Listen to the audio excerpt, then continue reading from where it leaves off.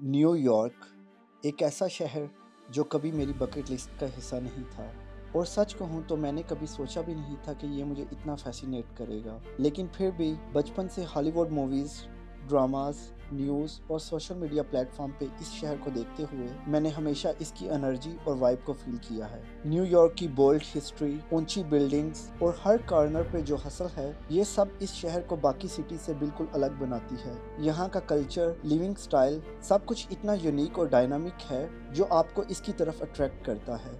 यही वजह है कि ये दुनिया के सबसे एक्सपेंसिव सिटीज़ में शुमार होता है। इस व्लॉग में मैं आपको न्यूयॉर्क की बेस्ट प्लेसेस दिखाऊंगा, चीप पार्किंग कहाँ मिलेगी, रेस्टोरेंट्स और बहुत सी यूज़फुल टिप्स दूंगा जो आपकी ट्रैवल प्लानिंग को आसान बना सकती हैं। तो चलिए देखते हैं कैसे मैंने अपनी फैमिली के साथ न्यूयॉर्क को एक्सप्लोर किया। गाइस, गाड़ी हमने पार्क कर ली है और हम ब्रुकलिन ब्रिज की तरफ जा रहे हैं। इशू भी तैयार हो गया। Ishu, are you excited? Okay, यहाँ पे मैं आप लोगों को बता दूँ, अगर आप ब्रुकलिन ब्रिज के बिल्कुल पास गाड़ी पार्क करेंगे तो उसकी कॉस्ट आएगी आपको तकरीबन $17 पर आवर आपको मिल रही है। अगर आप ऑनलाइन कोई पार्किंग वगैरह देख के आते हैं तो शायद आपको सस्ती भी मिल जाए, लेकिन हम लोगों ने काफ़ी ज़्यादा गाड़ी घुमाई है, तकरीबन 10-15 मिनट ड्राइव किया ब्रुकलिन ब्रिज से और उधर से हमें फ्री पार्किंग मिली है, वहाँ पे गाड़ी पार्क की है। और ये चीज़ आप कर सकते हैं अगर आपने फ्री में पार्किंग करनी है। तो अभी हम ब्रुकलिन ब्रिज की तरफ जा रहे हैं। तो ये देखें, ये ब्रुकलिन ब्रिज की एंट्रेंस है और कितने ज़्यादा टूरिस्ट इधर से आ रहे हैं। Shadal, do you like Brooklyn Bridge? Yeah, at night time. Night time is just good. It's very beautiful. And do you think we can fly our drone here? Maybe. Maybe. Okay. देखते हैं कि हम इधर drone fly कर सकते हैं, यानी अगर ड्रोन फ्लाई करेंगे तो बहुत अच्छे व्यूज़ आएंगे।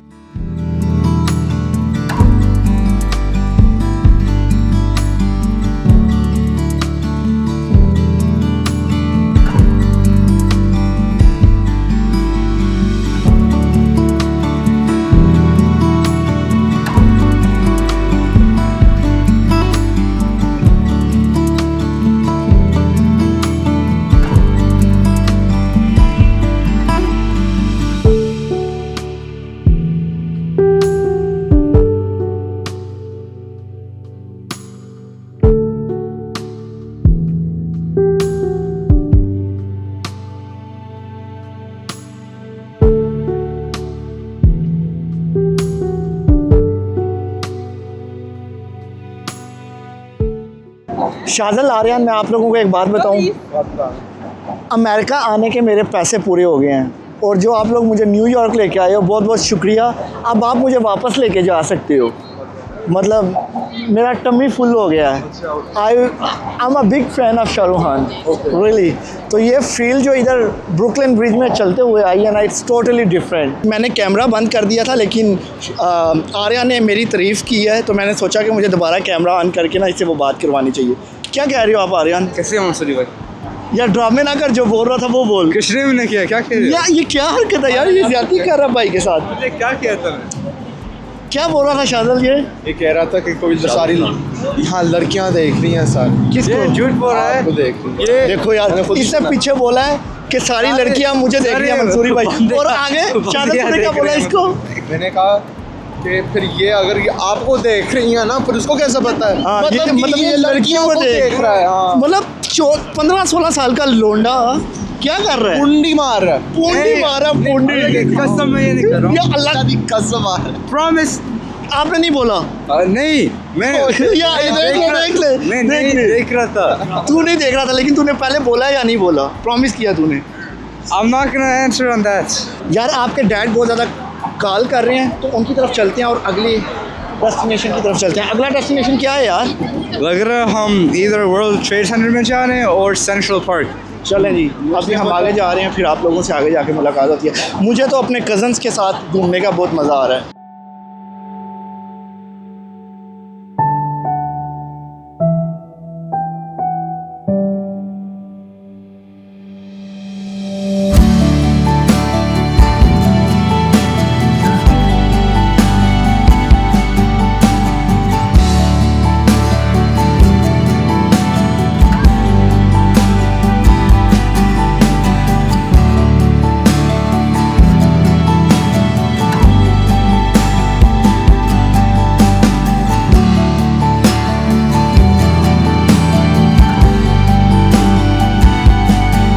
ब्रुकलिन ब्रिज से तकरीबन 20 मिनट की वॉक करते हुए हम न्यूयॉर्क के उस मकाम पर पहुंचे जो हमेशा यूएसए की हिस्ट्री का एक अहम हिस्सा रहेगा।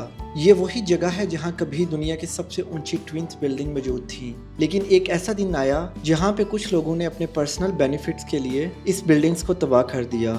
इस वाक़ये ने सिर्फ अमेरिका को नहीं बल्कि पूरी दुनिया को हिला कर रख दिया, और ये दिन इंसानी तारीख में ब्लैक डे कहलाया जाता है।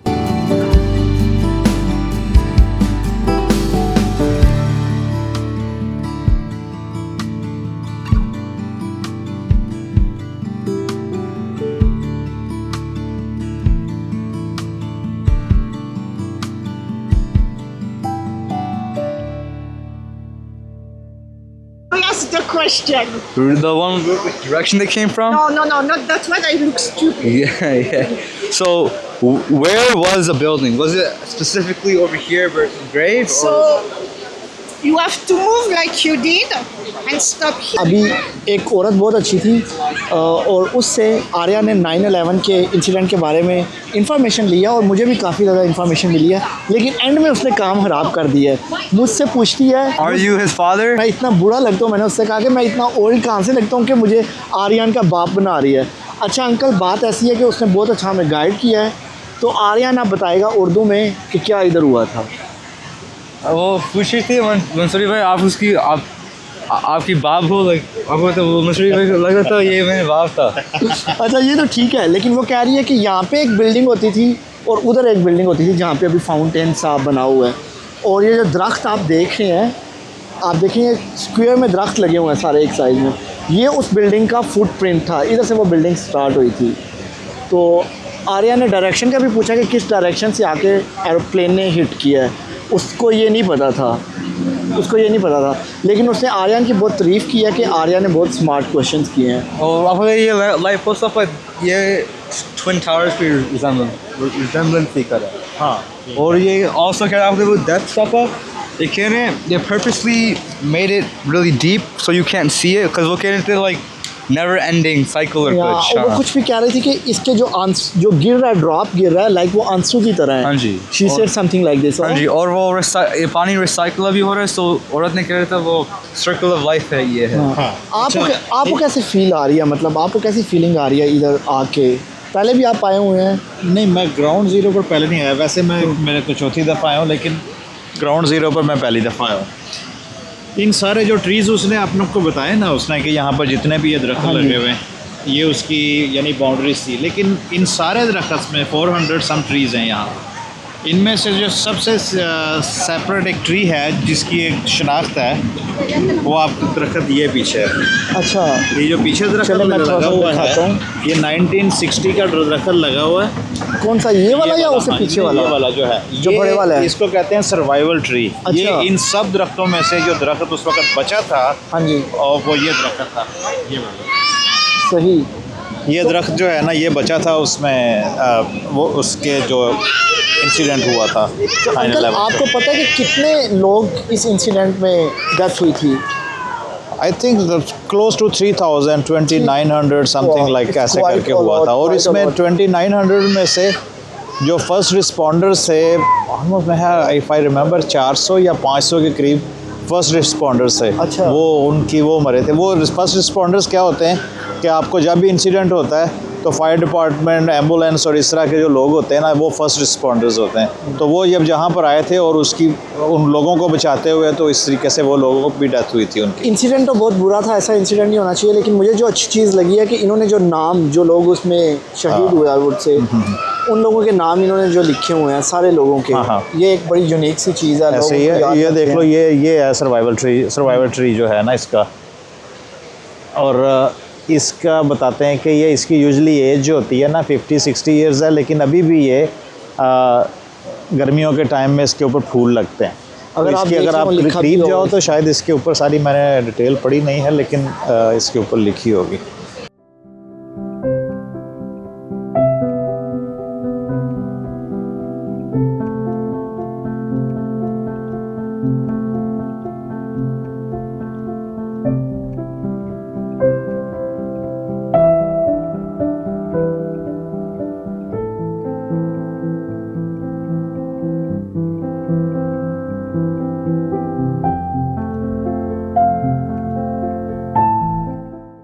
गाइस अभी हम एक ऐसी जगह से गुजरे हैं जहाँ पे बहुत से लोगों ने विश के पेपर लगाए हुए थे। जर्मन में लिखा हुआ था कि Gesundheit und Liebe für meine Familie, यानी कि वो बंदा जिसने विश की है वो हेल्थनेस और खुशी मांग रहा, विश कर रहा है अपनी फैमिली के लिए। और इशाल ने भी एक विश मांगी है वहाँ पे। इशू क्या विश मांगी है आपने वहाँ पे? To get closer to Allah. ओह देखिए, छोटी सी इशाल है, मतलब 11 साल की अभी है और इसने वहाँ पे विश किया कि ये अल्लाह ताला से और क्लोज़ हो जाए। गाइस ये स्ट्रीट आप जो देख रहे हैं ये वॉल स्ट्रीट है और ये पूरी दुनिया का बिज़नेस का हब है। इसमें the wolf of the street एक मूवी है हॉलीवुड, वो भी इसी टॉपिक पे बनी हुई है। ये देखें कितनी प्यारी गली है।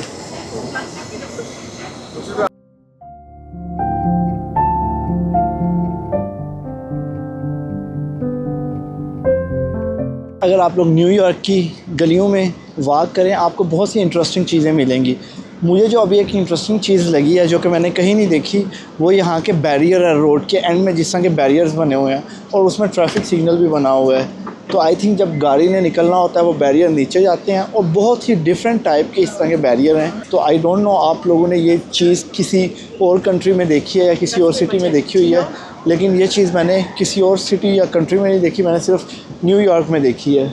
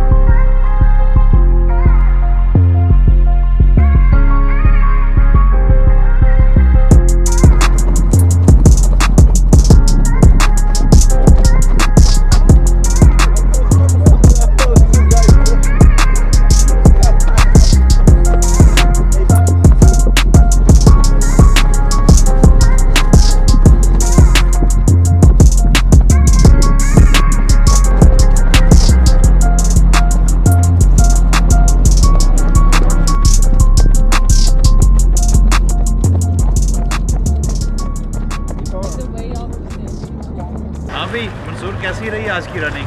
अंकल ये जो 100 दिन का मैं चैलेंज कर रहा हूँ और आज का दिन मेरा फेवरेट दिनों में से एक दिन है। आर्या ने भी बड़ी हिम्मत मारी है और हम लोगों ने तकरीबन 30-25 मिनट की रिकॉर्डिंग की है पूरी रनिंग की। अच्छा, गुड। और बहुत अच्छे व्यूज़ आए हैं, वो भी मैं दिखाऊंगा व्यूअर्स को। लेकिन यार न्यूयॉर्क से ना कसम से थोड़ा सा प्यार सा हो गया है, थोड़ा सा नहीं बहुत ज़्यादा हो गया है। सब लोग यहाँ बैठे हुए ना, ये सब उसकी प्यार में है भाई, यहाँ पर इसकी वाइब थी और तरह की न्यूयॉर्क। मामू जापान से आए हैं और मैं मलेशिया से आया हूँ। हम लोग अमेरिका घूम रहे हैं, बाकी सारे खुश हैं, अपने अपने मोबाइल से लगे हुए हैं, इंटरनेट इस्तेमाल कर रहे हैं। लेकिन ना मामू के पास इंटरनेट है और ना भांजे के पास इंटरनेट है। नॉर्मली हम किसी भी रेस्टोरेंट में जाएं तो हमें इंटरनेट मिल जाता है। तो अभी हम अमेरिका के एक बहुत ही फेमस इलाके जैक्सन हाइट में आए हैं, खाना खाने आए हैं देसी। क्या रेस्टोरेंट का नाम था? Sunshine restaurant. तो उन लोगों से हमने इंटरनेट मांगा, हमें कोई नहीं मिल रहा। तो ये बड़ी अजीब सी बात लग रही है कि अमेरिका में इंटरनेट नहीं है। मामा आपको कैसा लग रहा है? जापान में मिल जाता है? मेरे पास अपना हॉटस्पॉट है। नहीं यार रहने दो, हमें वाईफाई चाहिए था। नहीं है मेरे पास। गलत बात है ना, मतलब नहीं ये तो गलत बात है ना, मतलब होना चाहिए। कोई बात मेरे से चाहिए तो मामू जापान छोड़ देता। जापान से मिल जाता है आपको? जापान में तो भाई आप टॉयलेट में भी जाकर वहाँ मिल जाता है। कोई नहीं, ये अमेरिका है। हालांकि अमेरिका में भी मिल जाता है, पर मैं फर्स्ट उनके रेस्टोरेंट में हम आए हैं। चलो कोई नहीं, उनको तो गेस्ट को देना चाहिए। जैक्सन हाइट में सनशाइन से खाना खाने के बाद हम लोग अब टाइम स्क्वायर की तरफ जा रहे हैं। न्यूयॉर्क बहुत महंगा है और यहाँ पे आपको पार्किंग भी बहुत महंगी मिलेगी। तो उसका सबसे बेस्ट हल ये है कि ऑनलाइन अगर आप बुक करते हैं तो ऑनलाइन भी आपको बहुत ज़्यादा एक्सपेंसिव मिलेगी। बहुत से लोग ऑनलाइन बुक करते हैं और टाइम बचाने के लिए कि वो ऑनलाइन पार्किंग कहीं बुक करें और गाड़ी पार्क वहाँ पे करें जहाँ पर उन्होंने बुक की है, ताकि उनका टाइम बच जाए। लेकिन बिलीव मी ये बहुत एक्सपेंसिव होगी। और अगर आप लोगों ने गाड़ी पार्क करनी है या न्यूयॉर्क को एक्सप्लोर करना है तो सबसे बेस्ट हल ये है कि आप इतवार वाले दिन न्यूयॉर्क को एक्सप्लोर करें। इतवार वाले दिन जो स्ट्रीट पार्किंग होती है वो मोस्टली आपको फ्री में मिलती है। बस आपको थोड़ी सी ड्राइव करनी पड़ती है और पार्किंग ढूंढनी पड़ती है कि पार्किंग कहाँ पे है, और आप फ्री में कार पार्क कर सकते हैं। वरना मैंने जो प्राइसेस देखे हैं यहाँ पे कार पार्किंग की, तकरीबन 1 घंटे के $17 या 2 घंटे के $26-27 ये लोग लेते हैं। यार टोक्यो के भी हालात देखे हैं, लेकिन विशाल पास आपके इस जगह की वाइब कुछ अलग ही है। It's totally different.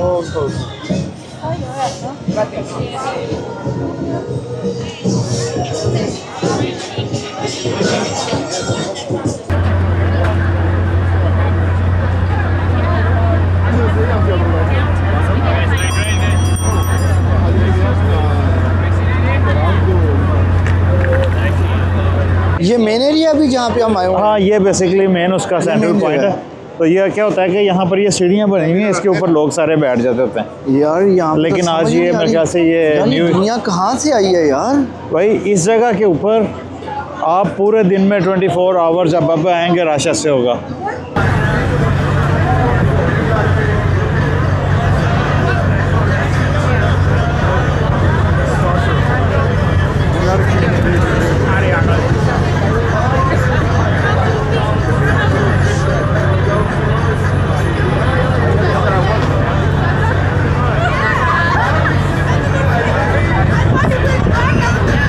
यहाँ पे मुख्तलिफ़ किस्म की वेबसाइट्स भी होती हैं। उन वेबसाइट्स के थ्रू इधर आप अपना कंटेंट या अपनी कोई कंपनी का बैनर वगैरह भी एडवर्टाइज़ करवा सकते हैं, और तकरीबन 10 से 15 सेकंड की एक वीडियो के लिए आप $40 तक भी पे करते हैं। तो वो वेबसाइट के लिंक मैं डिस्क्रिप्शन में भी दे दूँगा, और अगर आप लोग इधर आके ये चीज़ करना चाहते हैं तो आप लोगों की मर्ज़ी, आप करवा सकते हैं।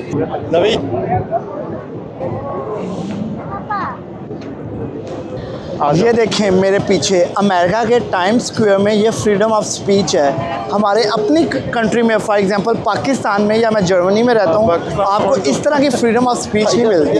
एक बंदा है, उसने क्रिश्चियन वाली जो स्लीव होती है वो गले में लगाई है, तो ये कोई क्रिश्चियन वाला आदमी है। अंकल ये देखें फ्रीडम ऑफ स्पीच। या सो आप खुद ये चेक कर लो कि यहाँ पर आप किस तरीके से जर्मनी में आपको ये चीज़ नहीं मिलेगी। ना आप ये देख लो आजकल पाकिस्तान में ये नहीं हो रहा। यहाँ पर कितना बंदा फिर रहा है और उसके दरमियान यहाँ पर लेके अमेजिंग अमेजिंग। और ये बंदा मुझे क्रिश्चियन लग रहा है कोई। हाँ,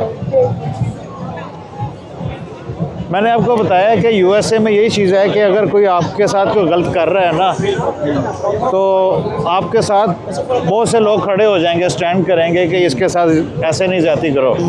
सही बात है। अमेजिंग।